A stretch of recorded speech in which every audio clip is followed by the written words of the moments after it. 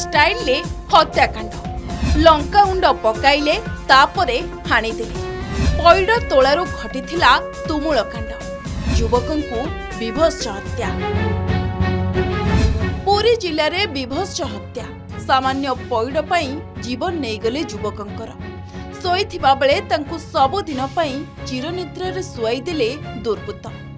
हाँ आज्ञा बासाड़ी साही मसणीचंडी मंदिर निकटरे नरसिंह ओरफ कुना बेहेरा कराଯାଇଛି हत्या। विलंबित राति कुना निज घरे शोइथिले। एही समय लिपुन भुई नामक जड़े युवक और तार किछि सहयोगी कांथरे चढ़ी घर भितर को पशि आसी कबाट बाड़े कुना को डाकिथिले। कुना कबाट खोली देबारु अभियुक्त माने तांको उपरे लंकाउंड पकाई देइथिले। पर लिपुन दास और कार्तिक बेहेरा तार किछि सहयोगी मारणास्त्र रे लिपुन को हत्या करिसेंती। कुना को क्षताक्त मर शरीर घरे पड़ी रहिथिला।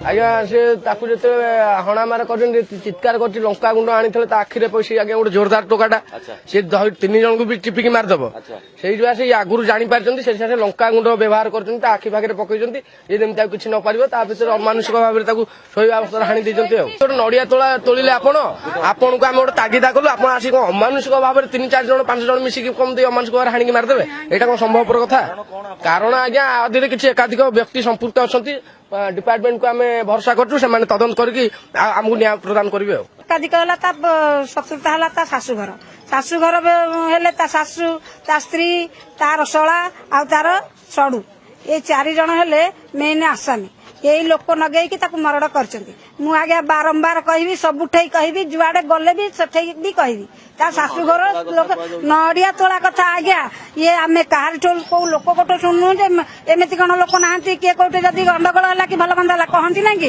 नै तमर गोटे भाई गोटे हटे गंडगोल करती कि भल मंदा कर आमे कहार टोल खंडके सुनुनु किंतु नड़िया तोलिया कथा पुलिस कहूची पुलिस ठो आमे सुनुती जे से नड़िया तोला को नै कि केंद्र हेछि आमे भी विश्वास करनु नड़िया आज गोटे तोड़ देला से ताकू जाबड़ाटा मारदेला से ताकू आसिक मारदेब जीवन में मारदेब सी 5-7 दिन घटना आमे आज शुणिलु जे से गोटे आम साई गोटे भाईटे कहला जे आमे काली कौन गंडगोल होता कि से कहला काली तो ये नुह ये 5-7 दिन घटना से चोरी करथला नड़ुआ आ सी तो एठार संपादक अच्छी आगे आमे जहाँ कहूँ ये जन 2 जनकर सी कहते आमे जहाँ देखुचु ये 3-4 जनकर घटना ये एही हत्याकांड घटना रे पुलिस 2 जन को अटक रखिछंती।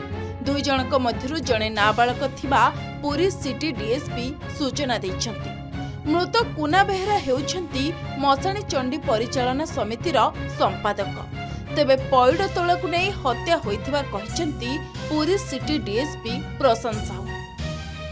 सेपटे दीर्घ वर्ष धरि कुना तांको स्त्री को परिवार लोकंक सह संपर्क नथिला बोली मृतकंक परिवार पक्षरु अभियोग करा जायछि। एही हत्या पछरे कुनार स्त्री और सासुर हाथ रहिछि सेमानकु सुपारी देई हत्या करा जायछि बोली परिवार लोके अभियोग करिसेंती। किछि दिन तळे से मंदिर परिसर रे थिबा बगीचा रे नडिया गछरो नडिया चोरी करिथिबार अवस्था रे गोटे लोक धरा पड़िथिला। उक्त व्यक्ति को आमर कुना उर्फ नरसिंह बेहेरा तागिद करथिले एपरि न करिया पई आपर गत से घटना को नहीं गतकाली संध्यारे उक्त व्यक्ति जे नड़िया चोरी करथिले तांकर पुओ आसिकरी कुना बेहेरा उर्फ नरसिंह बेहेरा को तांकर घरे पसी तांकर संगे गंडगोल करी पाटितुंड करथिले। एथिरे मध्य कुना बेहेरा प्रतिवाद करथिले। एहा को नहीं गतकाली मध्यरात्र रे पाखापाखि राति 1 बेलू